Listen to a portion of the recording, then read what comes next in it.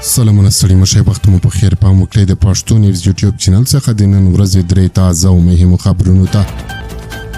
د پاکستان پوځ وايي په کشمیر کې د هندوستان یوه څرګره ډرون ویشتلې ده د پاکستان پوځ نن سه شنبه ویلي چې د پاکستان تر ولکې لاندې د کشمیر په بهمباره سیمه کې د سرحدي کرښې په اوږدو کې د هندوستان یوه څرګره بې پایلوټه ډرون ویشتلې ده ډانو رسپانې ته پاکستاني امنیتي چارواکو ویلي چې کواد کوپټر د څارنې فعالیتونه ترسره کول کله چې د پاکستاني ځواکونو لخوا وویشتل شوه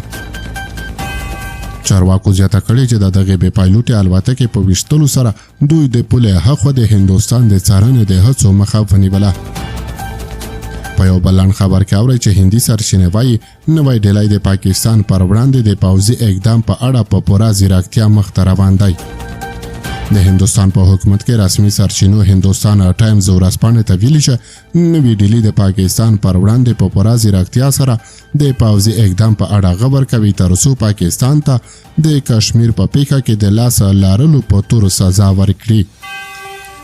خو پاکستان بیا وړاندې په دغه برید کې لاس لارل رد کړي دي دغه سرچینه ویلي چې هندوستان له 2019 کال راهیسې د بریدونو په برخه کې خپل وړتیا پیاوړې کړې ده او روسي خبر ده چې د هندوستان او پاکستان کړکېچ هندوستان له فرانسې سره د جنگي الوتکو د پیرلو هوکړه لاسلیک کړه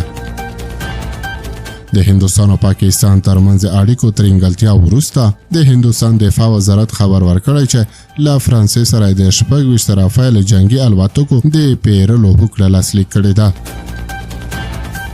د هندوستان دفاع وزارت په وینا د سمندري ځواکونو د پیاوړتیا لپاره د دغو الوتکو د پیرلو لپاره د 4.9 میلیارډ ډالرو په ارزښت قرارداد لاسلیک کړی دی